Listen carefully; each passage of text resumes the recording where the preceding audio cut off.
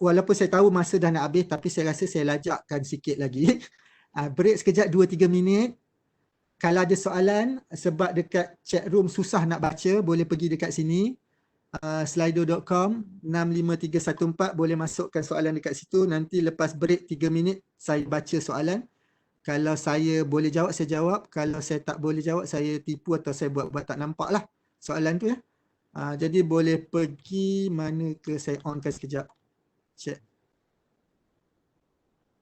Kalau nak tanya soalan verbally pun boleh onkan mic. Can we get the slide presentation? Tengok kelakuan.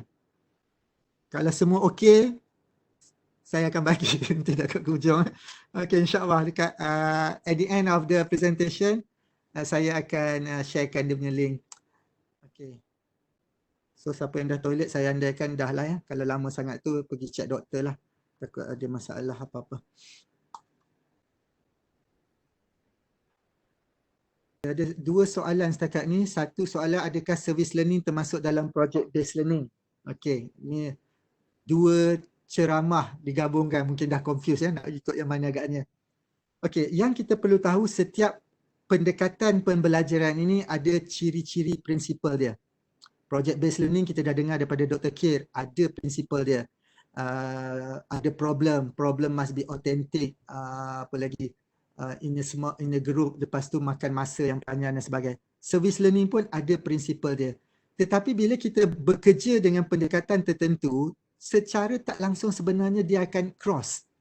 Bila kita buat-buat ni, ada orang kawan, ini project based learning, ini service learning. So pandangan saya, tengok kriteria itu, pemberatan dia lebih ke arah mana. Contohnya service learning kepada masyarakat, contoh dia. Project based learning kepada mungkin untuk dikomersialkan, untuk dapat sesuatu, menyelesaikan masalah dan sebagainya. Jadi kita tengok mana pemberatan dia, itulah yang kita ambil kira itu yang lebih kuat. Dia mungkin jadi service learning. Sebab dalam project based learning mungkin ada service learning. Maksudnya project service oriented learning contoh dia. Pendapat Prof tentang penggunaan sosial media dalam pengajaran. Kalau universiti saya rasa tak ada masalah. Kalau sekolah mungkin ada isu sebab perlu dikawal. Dan kalau zaman milenial sekarang ni, minta maaf, kawan-kawan tak nampak soalan ya, saya buka. Okey, ni soalan-soalan ya. Penggunaan sosial media. Pada saya sendiri menggunakan sosial media dalam pengajaran banyak. Okey. Kalau mula-mula kewujudan Facebook dulu, saya gunakan Facebook group. Yang penting ialah kita pandai menggunakan, kita manfaatkan yang mana baik kita ambil. Contoh dia, TikTok. Tak boleh bagi contoh, nanti jadi lain. Yang confirm saya rasa susah nak dijadikan positif, Bigo Live. Itu saya dah cuba. Bigo Live bila masuk je kita akan sesat larat. Terlalu banyak benda negatif. Jadi kita tengok benda terlalu banyak negatif, jangan. Macam Facebook mula-mula banyak negatif, tapi kemudian kita dapati bahawa ia boleh dipositifkan dan sekarang menjadi satu sumber maklumat. Okay? Jika pelajar ramai 90 orang, bagaimana kita nak design active learning? Contoh case study yang berbeza antara grup. Dia boleh jadi case study yang sama, dia boleh jadi pelbagai case study, tetapi kita boleh manfaatkan, kita macam ni, pelajar mungkin tak boleh present serentak, pelajar mungkin tak boleh share serentak sebab terlalu banyak. Tetapi kita boleh manfaatkan macam tadi, kawan kita tanya tadi, boleh guna sosial media macam Flipgrid tadi. Dia selesaikan case, dia upload dia punya solution dalam Flipgrid, kalau nak dalam bentuk video lah.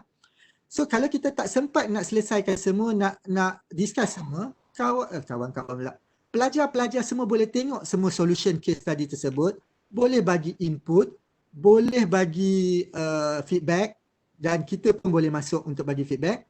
Dan mungkin kita boleh gabungkan dengan gallery walk. Gallery walk maksudnya pelajar perlu, katalah ada 7 case study. Pelajar mungkin kita rasa macam mana nak masuk 7 banyak sangat, mungkin ada bertindih. Kita wajibkan mungkin 5 case study dia kena masuk dan kena bagi respon. Misal dia. Jadi kita buat macam itulah lebih kurang. Perlukah SGL dikompetenkan dulu sebelum mentoring, coaching atau lead usrah tim dia? Ada dua pandangan ya. Ada pandangan yang kata SGL perlulah yang tahu macam mana dia nak bantu rakan-rakan lain kalau dia sendiri tak tahu. Tetapi kalau nak tunggu SGL yang serba tahu, mungkin dalam grup tu tak ada SGL. Semua ahli je mengharap bergayut di celah ketiak kalau e-learning di bawah ketiak Dr. Mahani nanti. Okey. Jadi agak sukar. Jadi kenapa tidak kita jalankan serentak? Ada kumpulan yang SGL dia tahu 5 orang ni bincang-bincang, seorang ni yang lebih tahu sikit walaupun tak banyak. Yang penting konsep dia jangan anggap SGL ni pakar. Anggap kita nak sharing. Macam grup usrah lah kan. Nak sharing sesama. Tak semestinya kita pakar baru kita boleh share. Kita takut nak jadi SGL nanti.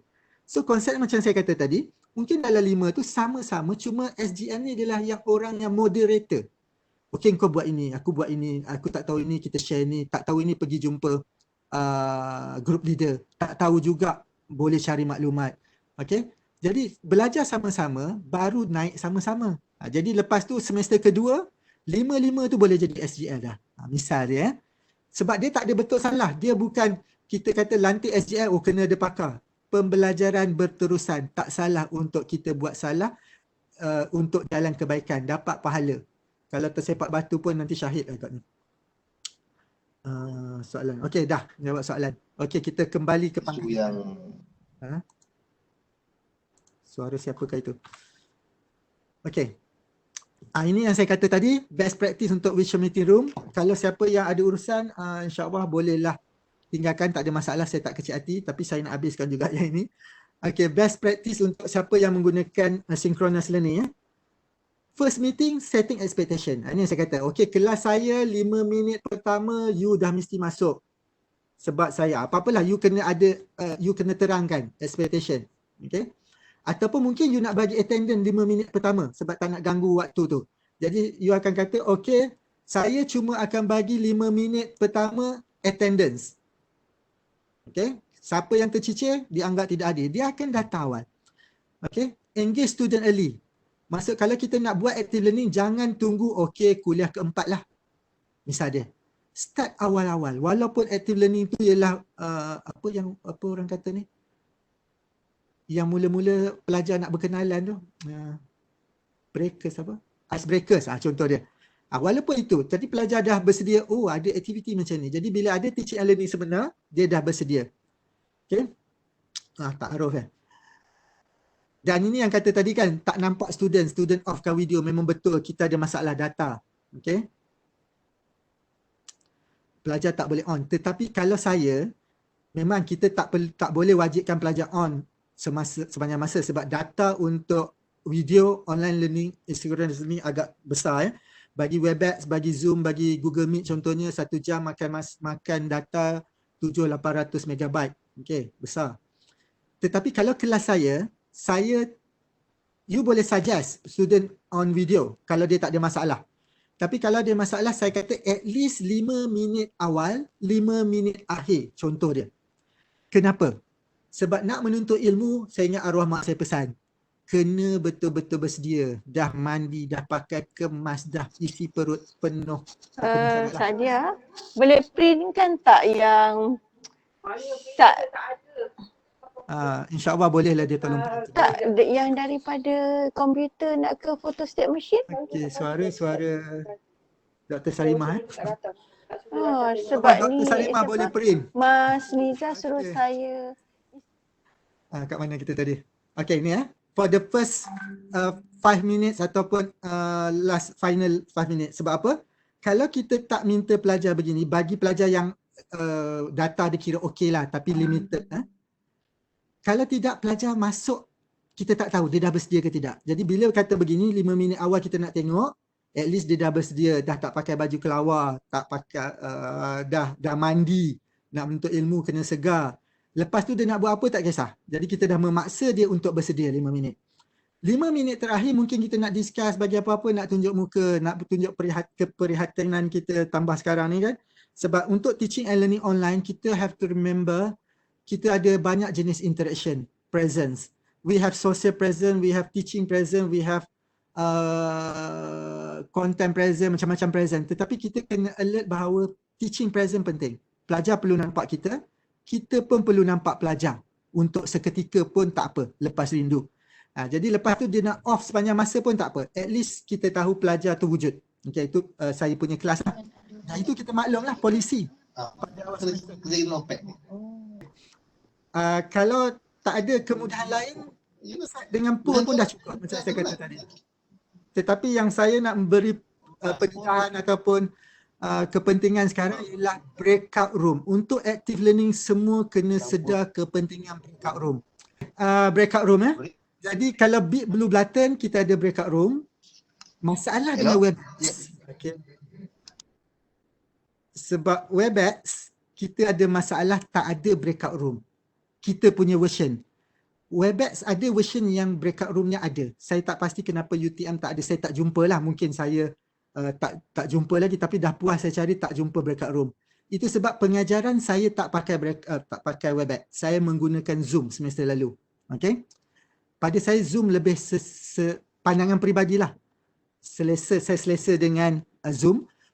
Dan bagi rakan-rakan wanita kita, gunakanlah Zoom. Sebab muka anda nampak lebih manis. Kulit licin. Sebab dia ada filter. Okay. WebEx tak ada. WebEx masuk cantik pun masuk ni jadi muka tak berapa kemas. Tak tahu kenapa. Okay. Ke mana saya dah sesat? Dah mula sesat lah. WebEx training betul. Ada breakout room. WebEx meeting tak ada. Mungkin kita boleh pujuk UTM untuk upgrade kepada WebEx supaya ada breakout room. Saya menggunakan Zoom sebab Zoom ada breakout room yang senang walaupun yang percuma. So kalau tak ada tools yang lain, yang macam saya kata tadi, guna chat dah cukup. Tetapi chat yang kita guna bukan macam ni lah. Apa pandangan, orang ada yang tulis, ada yang tak tulis, ada apa-apalah. Saya menggunakan pendekatan 3, 2, 1, go.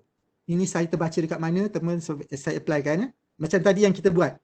3, 2, 1, go ni maksud dia, jangan benarkan pelajar jawab sesuka hati, ikut keperluan. Sebab bila kita buat begitu, tak semua pelajar menjawab dan ada pelajar yang tunggu jawapan lain. Orang lain kemudian dia tak lebih kurang. Kita nak serentak. Kita bagi markah ke? Tak bagi pun tak apa.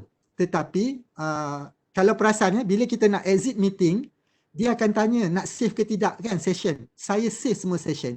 So semua chat room ada dekat situ. Kita boleh tengok log kalau kita nak bagi markah dan sebagainya. Contohnya begini.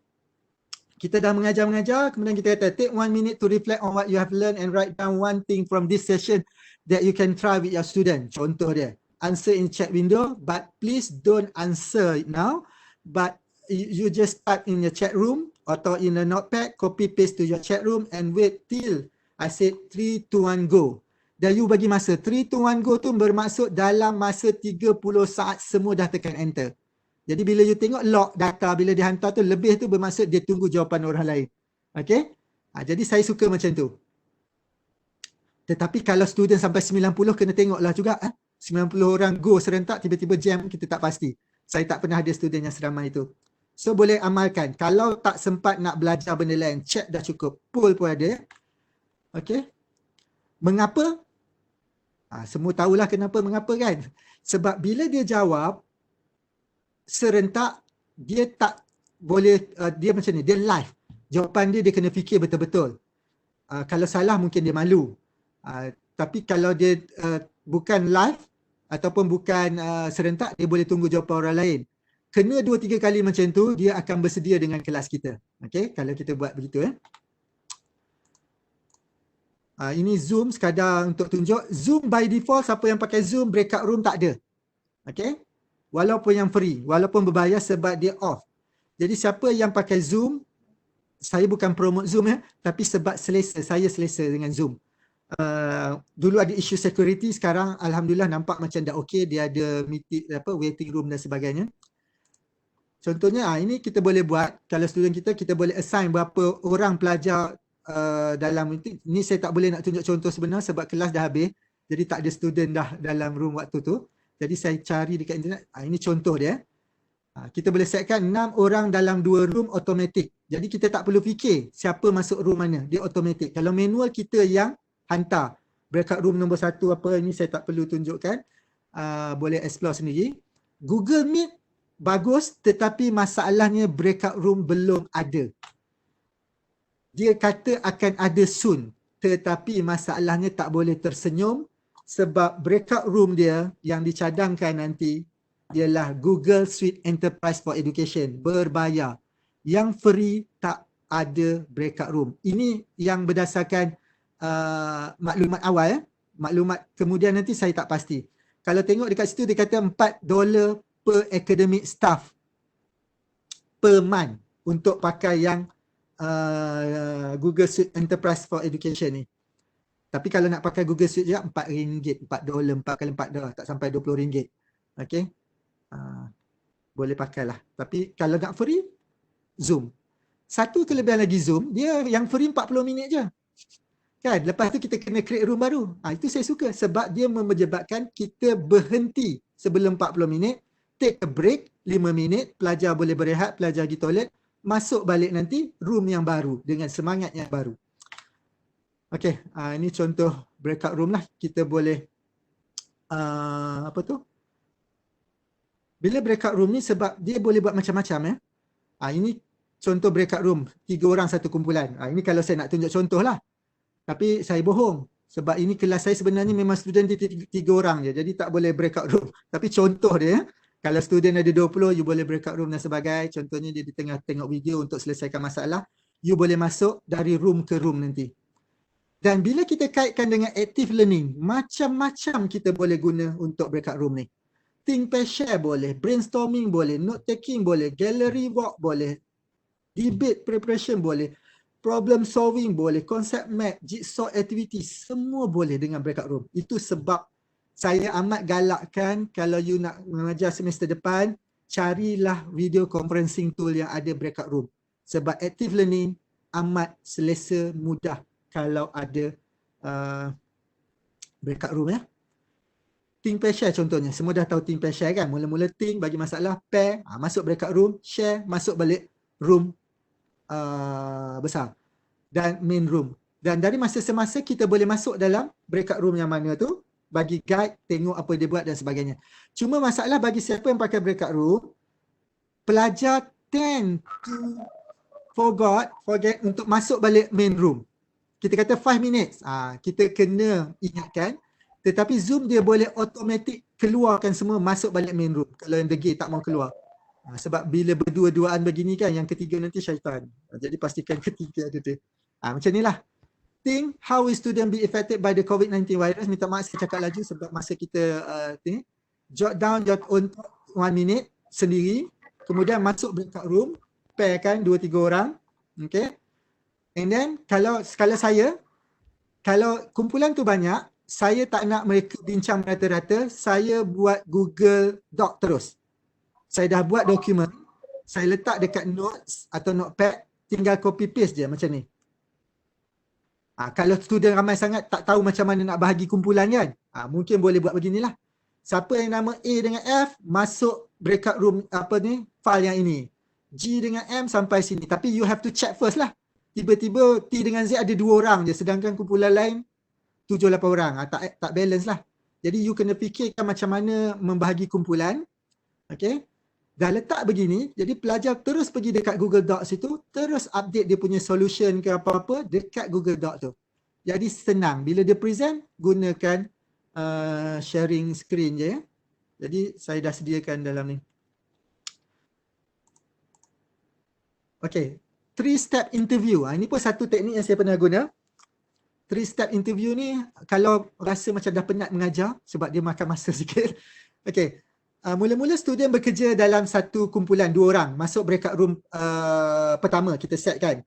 Dia akan interview each other. Sebab saya gunakan flip learning. Dia dah baca nota, dah tengok video yang saya bagi. Berdasarkan video tu, dia tanya kawan, apa yang kau faham, aku tak faham ini, apa formula ni, macam itulah. Jadi dia bincang sesama sendiri dengan soalan yang kita bagi, dia dapat. 2 orang ini, kemudian kita masukkan breakout room nombor 2. Ini 2 orang kan? Masuk breakout room nombor 2 ni, 1 person from the first pair, okay, tadi ada 2 orang, yang salah seorang dia terangkan kepada 2 orang yang baru masuk. Semua je baru masuk. Jadi sekarang ni ada 4 orang dekat situ. Okay. Jadi 2 orang terangkan, jadi ada 4 orang sekarang. 4 orang ni come out dengan solution. ataupun ubah suai pemakluman, sebab tadi 2, sekarang ada 4. 4 kalau nak kembangkan lagi, ini baru 2 step lah ya. 3 step masuk lagi. Jadi last ni kita akan dapat solution yang dalam, apa orang kata, instead of 2 orang jadi 4, 4 jadi 8, kembangkan.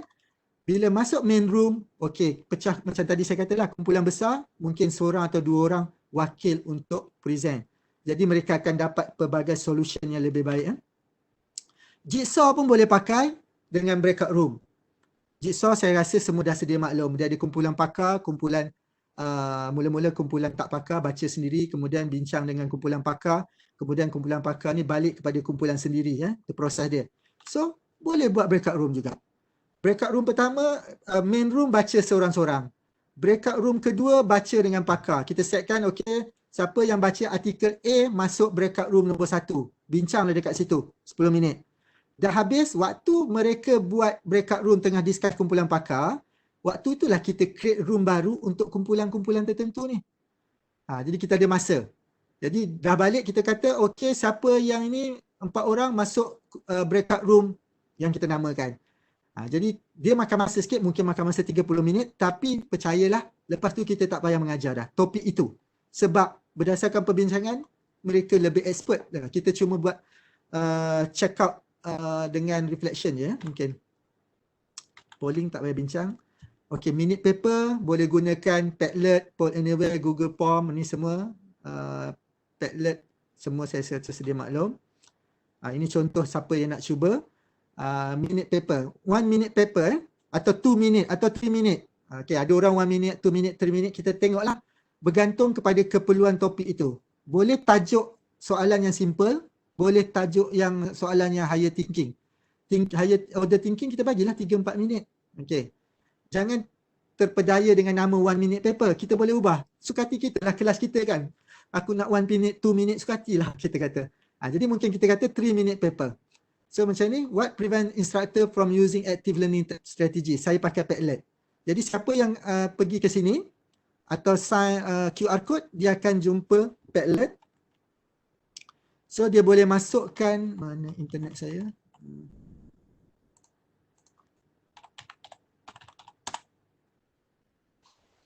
Jadi contohnya dia jumpa macam ni. Pelajar tak perlu register. Jadi 2 minute paper kita ada 90 pelajar, kita mungkin ada dalam 90 pernyataan. Tetapi kita wajiblah you tulis nama. Okey, dia akan tulis, dia letak je positif kat sini. Okey, ini sebab saya dah login. Kalau yang pelajar tak login, dia tulis je nama Jamal. This is my opinion. Dia tulislah. Okey, this is Padlet. Pun free untuk, kalau tak silap saya boleh 5 Padlet. Lebih kena bayar, tapi macam biasalah. Delete boleh delete yang tak pakai ataupun register dengan email baru.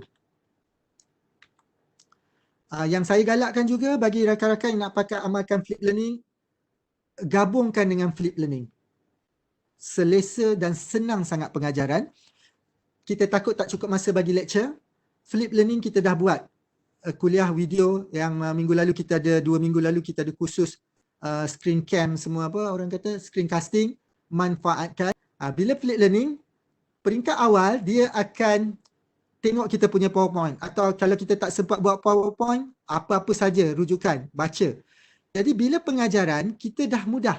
Kita tak bagi kuliah sepenuh masa. Kita hanya sentuh yang penting dan terus discuss. Okay? So kaji flip learning, ada banyak model, memang mudah, terutamanya untuk online learning. Sebab kena ingat ya, online learning kalau kelas master 3 jam, kalau saya punya kelas, saya tak buat 3 jam synchronous learning. Kesian pelajar bayar data. Okay? Jadi apa yang saya buat, 3 jam biasanya bertemu bersemuka dalam Zoom ke, mungkin 40 minit. Kemudian break. Kemudian mungkin kalau nak habiskan topik itu hari itu juga, kita kata, okay, you buatlah apa-apa aktiviti sendiri, ke forum ke apa-apa yang kita bagi. Okay, pukul 6 kita jumpa balik 10 minit untuk buat summary ke reflection ke apa-apa. Ataupun mungkin besok bila ada masa, sebab dah waktu PKP kan sentiasa ada dekat rumah. Jadi bergantung. Tetapi tak perlu 3 jam atau 2 jam sepenuh masa synchronous learning. Okay, penat duduk, kematu punggung masing-masing. Kena ingat, kita mungkin 1-2 kelas. Pelajar mungkin berderet dari pagi sampai ke petang. Itu yang last-last entah ke mana mereka. Dia off je video. ataupun dia rakam video dia dekat handphone, dia tayang je dekat webcam gambar video dia tengah zoom. Kita ingat muka dia kan. Okey, soalan daripada siapa ni? Dr. J minta tunjuk macam mana nak buat breakout room dalam Zoom please. Okey, insyaAllah lepas boleh ke video conferencing tunjuk dalam video conferencing? Sekejap nanti kalau saya tunjuk. Okey. Kat mana kita tadi? Flip learning dah. Flip learning ni boleh baca. Okey, yang terakhir. Oh, sempat juga. Bukan sempat, dah lebih masa rupanya. Minta maaf. Jadi tak payahlah. Ini boleh tengok sendiri. Tools yang mungkin boleh diperhatikan. Saya amat menggalakkan Zoom. Tapi jangan gunakan kata-kata saya. Itu dari perspektif saya. Saya juga menggunakan StreamYard pernah sekali untuk buat debate pelajar. Okey. Sebab StreamYard semua tahu ya. Kita ada kursus hari itu. Dan juga yang kalau kita tengok yang kita punya rancangan forum fakulti menggunakan StreamYard, ada version percuma. You boleh buat active learning, kita kata okey saya nak pelajar debate contohnya.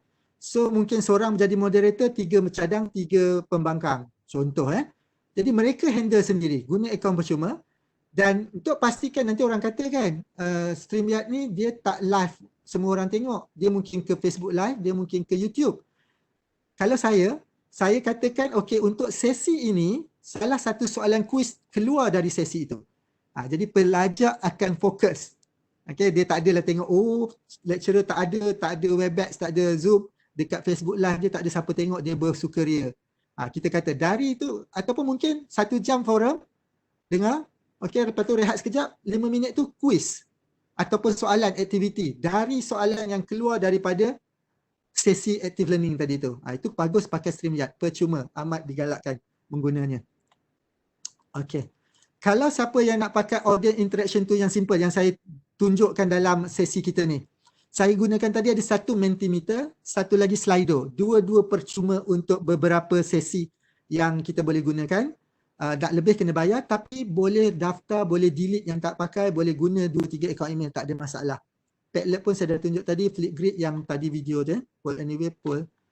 Siapa yang berminat untuk collaboration yang lebih heavy? Saya galakkan explore benda ni. Selain daripada Google Doc, ada Jamboard, ada Bamboozle. Masalahnya Jamboard ni ada yang free, ada yang berbayar, ada limitation dia walaupun dari Google pun dah start buat duit. Quick assessment tool, ramai dah familiar dengan Kahoot. Yang tadi saya perkenal, bukan saya perkenal lah, yang saya gunakan awal-awal, siapa yang masuk awal tadi, ada quizzes.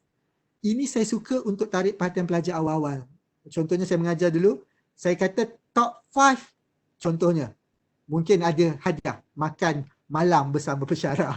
Ataupun kadang-kadang saja je saya bagi buku. Ataupun kalau kelas yang undergraduate, saya mengajar diploma, saya bagi je duit, RM20 misalnya. Jadi selepas sesi seterusnya semua tanya, doktor tak ada kuis ke? Tak ada kuis ke? Buatlah 1-2 kali cukuplah, kalau tak bankrupt juga. Okay. Screencasting, siapa yang nak buat flip learning, ini yang dicadangkan. Yang kita dah ajar, boleh tengok video rakaman. Kita dah ajar Loom, kita dah ajar StreamYard, OBS Studio. Ini yang saya tunjuk ni OBS Studio. Yang supaya kita boleh tunjuk muka tanpa background kat sini. Ada yang free, ada yang berbayar. Boleh guna yang free. Okay. Minta maaf laju betul. Tak active learning langsung kan sebab nak mengejar masa.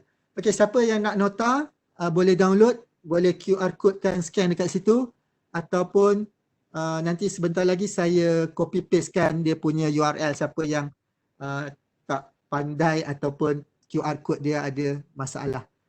Okay, terima kasih. Minta maaf terlebih dahulu masa 15 minit. Apa lagi? Dah lah, penat lah. Okey, kembali ke Seri Pentas. Kalau ada apa-apa soalan terakhir ataupun kita serahkan pada Dr. Mahani kalau ada apa-apa. Okey, kalau tak ada apa sebelum tu saya ucapkan ribuan terima kasih, minta maaf kalau ada terpaksa bahasa sebab mulut saya lebih laju daripada fikiran saya. Apa-apa kekeliruan kita boleh bincang kemudian. Kalau ada salah faham, kalau ada fakta yang saya sampaikan salah, kalau ada perbezaan pendapat, saya mohon maaf. Saya pun masih baru belajar. Okey, so itu saja. Kalau ada soalan, saya mungkin ada masa untuk jawab 2-3 soalan. Kalau tak ada, kita kembali kepada Dr. Mani. Terima kasih. Okay. Terima kasih Dr. Jamal.